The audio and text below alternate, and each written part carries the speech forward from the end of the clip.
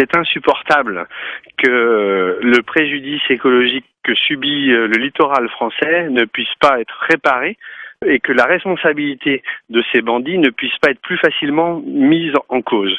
C'est insupportable. Vous portez plainte ?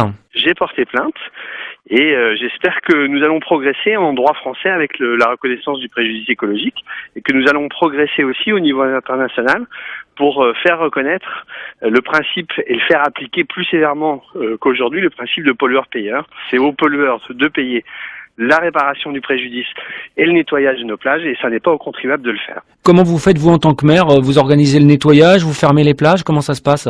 Alors concrètement, depuis l'arrivée importante de ces boulettes, nous avons porté plainte, malheureusement interdit l'accès à nos 8 km de plage naturelle sur la commune d'Olonne-sur-Mer.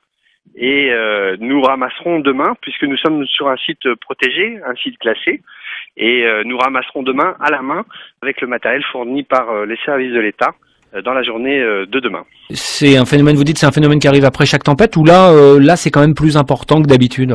Tous les ans, nous avons, après les tempêtes, ce genre de phénomène-là. Là, il est quand même d'une ampleur importante avec des grosses boulettes.